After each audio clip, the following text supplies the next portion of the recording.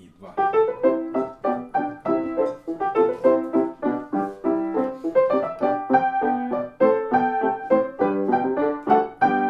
Музыка — это язык чувств.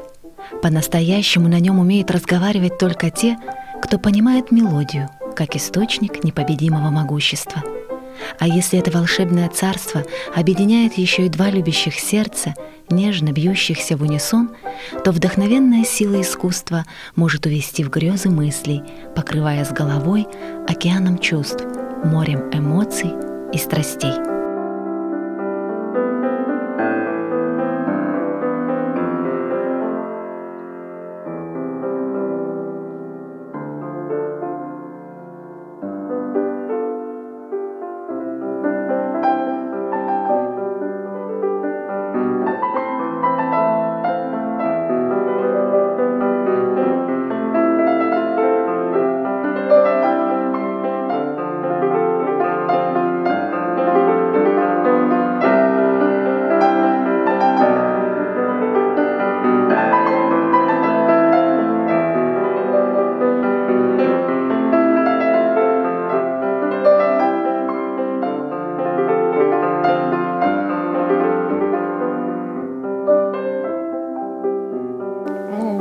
Семья у меня музыкальная, у меня папа музыкант, у меня, кстати, тетя музыкант, и сестра папы пианистка, и ее дети тоже брат и сестра двоюродные пианисты.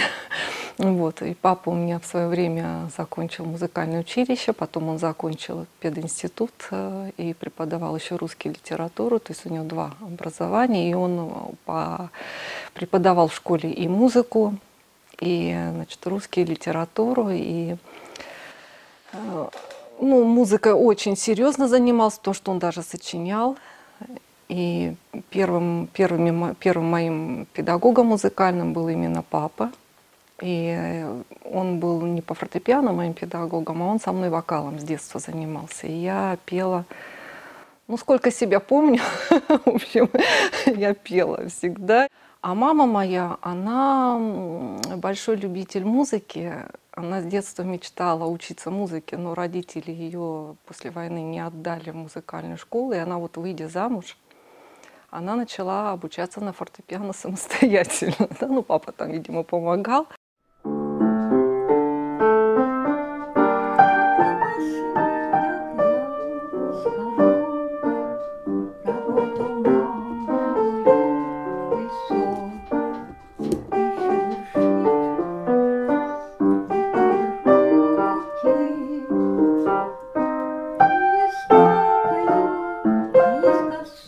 И она была первым моим педагогом по фортепиано.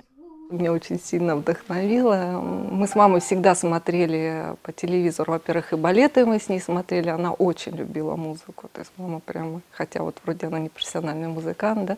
И мы всегда смотрели с ней, во-первых, конкурс Чайковского. Раньше же транслировался прям все подряд, и мы все эти туры с ней смотрели, да, и какие-то музыкальные передачи. Потом «Музыкальный киоск» была передача, да, каждое воскресенье. Она каждое воскресенье эту передачу я с ней вместе смотрела.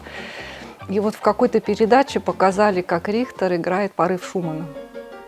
Это настолько меня вдохновило, да, что я думаю, я буду так играть, то есть это. И я буду пианисткой. То есть именно какой-то этот момент, я прямо этот кадр сейчас вспоминаю, я вижу перед глазами, как он по телевизору играет этот «Порыв Шумана».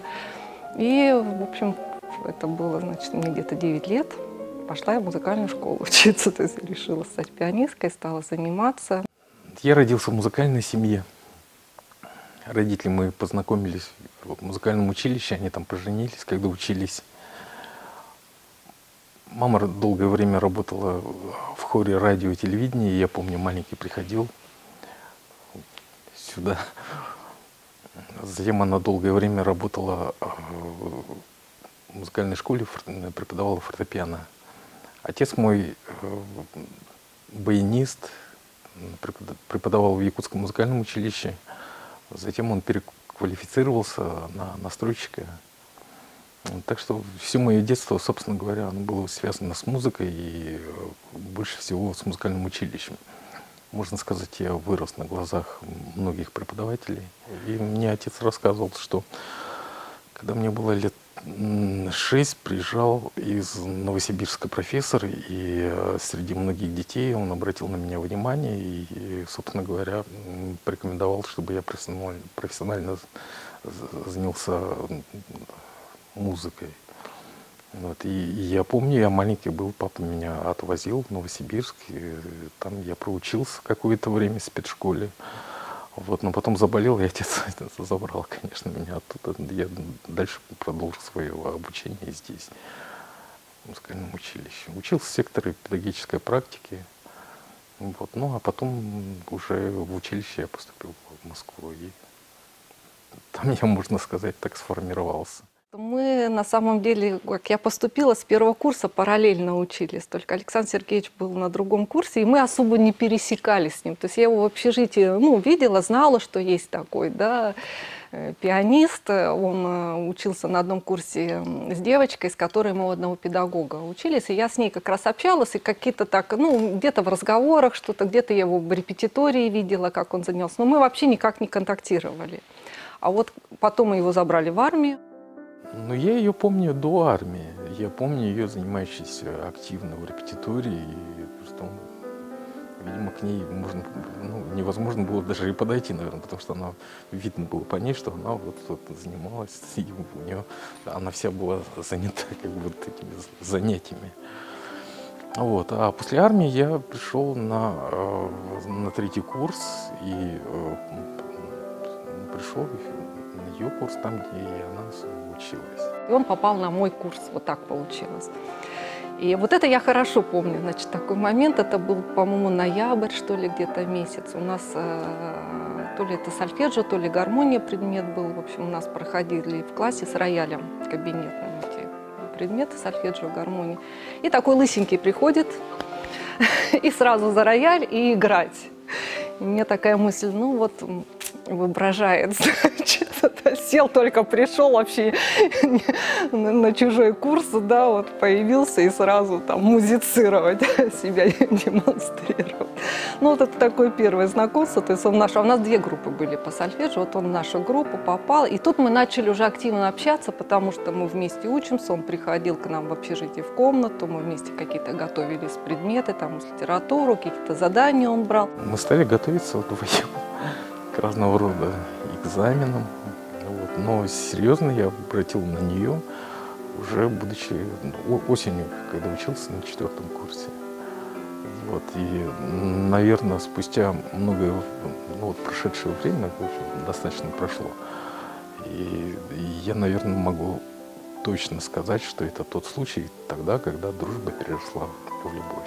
Был момент тогда, когда, конечно, у меня ёкнуло. Это где-то там, внутри. Я почувствовал, был такой момент, почувствовал, что это именно та девушка, которую я ищу. Я очень хорошо помню, когда у меня что-то ёкнуло, да, как говорится, ёкнуло. Это мы тоже в репетитории были, мы уже много тесно общались, да, постоянно. И он играл осеннюю песню Чайковского. А Чайковский в детстве был моим самым любимым композитором. И «Осенняя песня» это, то есть, было, можно сказать, одно из самых любимых произведений Чайковского. И вот он играл Чайковского, и прямо у меня в душе как бы вот этот отклик, да, такой. И что-то раз так, и вот чувства, они заиграли, скажем так, да. Ну и, конечно, то, что мы общались, мы постоянно разговаривали на разные темы, и я чувствовала, что духовно мы близки. Так произведение Чайковского навсегда соединило 2 судьбы, 2 сердца. Любовь, внезапно вспыхнувшая под необыкновенные звуки осенней мелодии, превратила жизнь будущих музыкантов в большое гармоничное плавание по волнам жизни. А потом просто мы не могли в общежитии получить комнату, мы пошли и расписались. То есть свадьбы не было. Мы просто пошли, расписались. В кабинете директора это происходило. Пришли наши товарищи нам, свидетели, да. Мы расписались и пошли на гармонию. Так вот. Свадьба была такая. А вот уже спустя много-много лет, 5 5 лет назад мы обвенчались. Вместе создав свое произведение, а именно так можно называть семейный союз наших героев, они смогли раскрыть в себе неведомые прежде силы, смогли познать истинную тайну музыки, которая, как оказалось, заключается в неиссякаемом источнике любви. Но на период влюбленности, да, я помню мелодии просто вот они откуда-то, они постоянно нашли, я их играл, но мне всегда музыка звучит, она и снится и по утрам, и по вечерам, неосознанно. То есть я постоянно слышу не то что мелодию, а вот некие такие симфонические произведения, которые сложно даже где-то вот на них сконцентрироваться. У меня такое внутреннее постоянное пение есть. Но дома, может быть, мы друг для друга поиграть. И чаще всего вот Саша, он как раз-таки приходит вдохновленный, он что-то там нашел, новое открыл, и он мне играет.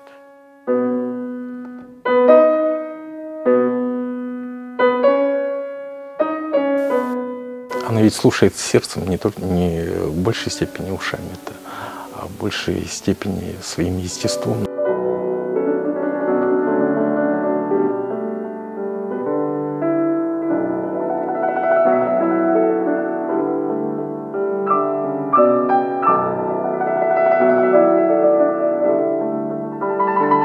Последнее произведение я посвятил дочери.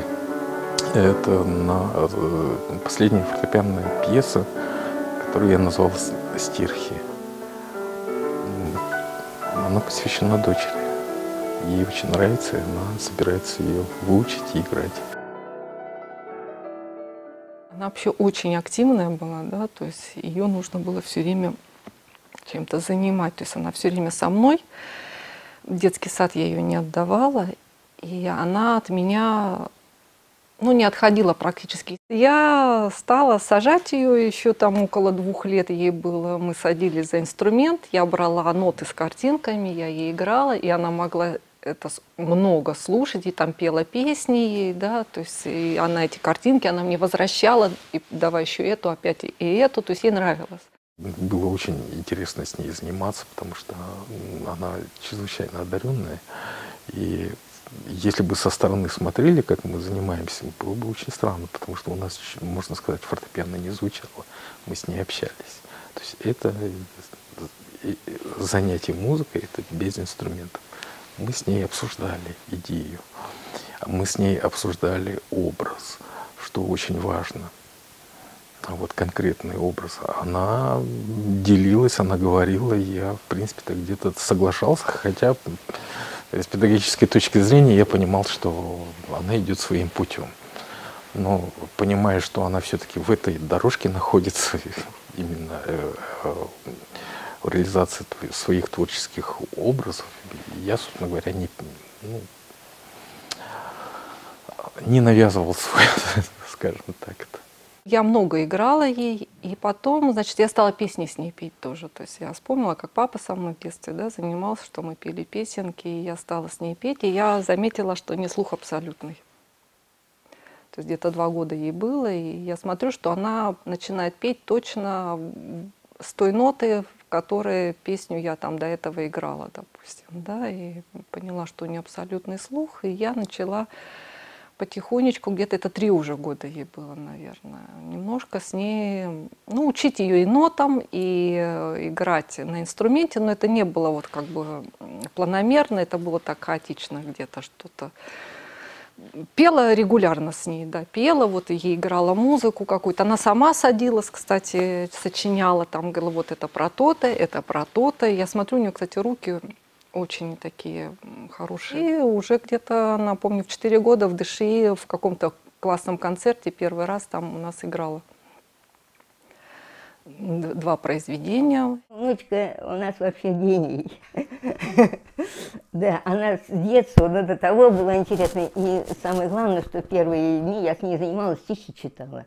Мы с ней ходили, стихи читали, она перед людьми стала, не стеснялась тогда, ничего. Так, да, я ходила, мы с ней танцевали там в доме, а я работала в библиотеке, приводила ее в библиотеке, мы там с ней выделывали и танцевали, и все, она, значит, показывала все, что она может. Я к дочери отношусь с большой любовью, и она для меня особенная, это безусловно. Это плод нашей любви с Оксаной, и это я постоянно чувствую.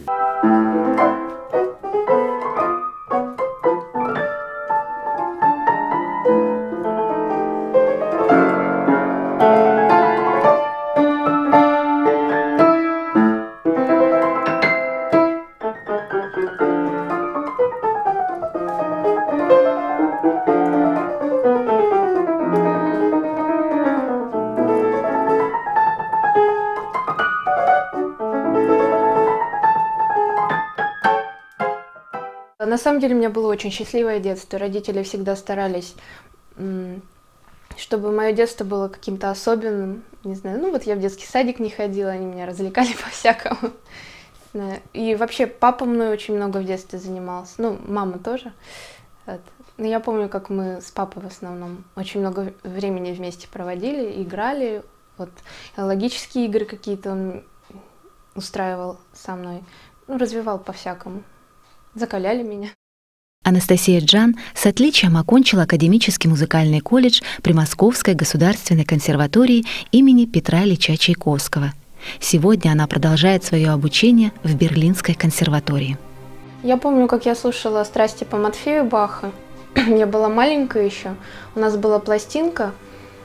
Там был изображен Иисус в терновом венце. И я помню, как я тогда слушала эту музыку. И действительно, наверное, что-то перевернулось для меня. Я помню, я тогда плакала даже от этой музыки. И у меня в детстве потом самым любимым композитором был Бах. Он и сейчас любимый. На него наложились какие-то еще другие композиторы, которых я тоже боготворю просто. Но Бах всегда останется особенным. Конечно, Бах и Иоганн Себастьян. Его можно слушать бесконечно.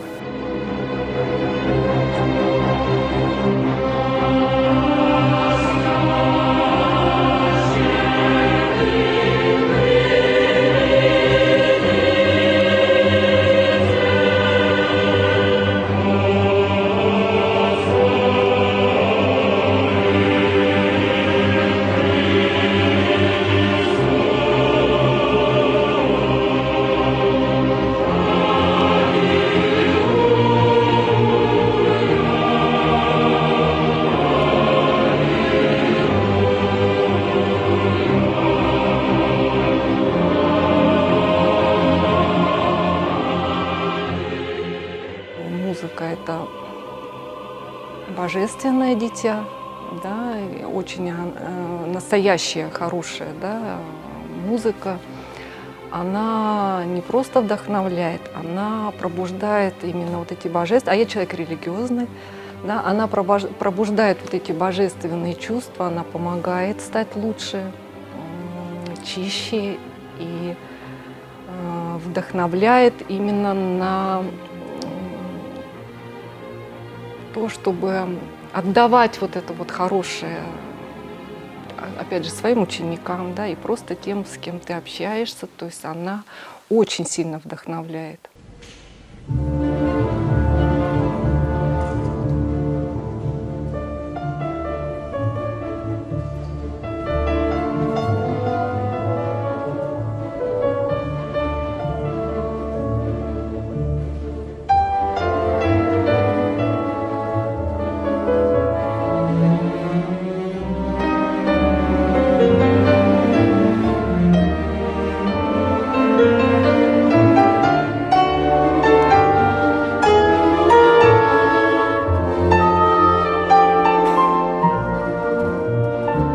Допустим, слушаю Рахманинова, то есть композиторы, которые, ну, прямо, вот я слушаю музыку, и у меня вот внутри все, ну, трепещет, да, то есть и именно вот чувство любви очень сильное, оно разгорается, да, почему я говорю, что нужно обязательно детей учить музыке, да. Конечно, у всех по-разному, но иногда бывает, что не сразу. С возрастом они все равно осознают, и все равно вот то, что там заложено было когда-то, да, вот какая-то связь, она все равно росточки дает. Аида Филиппова – одна из талантливейших учениц Оксаны Юрьевны Честных. И у педагога и у ученицы имеются исключительные природные музыкальные данные. Юная пианистка и ее преподаватель обладают абсолютным музыкальным слухом, чувством ритма и тембра, образным мышлением. Все это позволяет оттачивать мастерство и творить. Ну а что может быть прекрасней, когда создаются великолепные музыкальные тандемы: муж и жена, отец и дочь, учитель и ученик?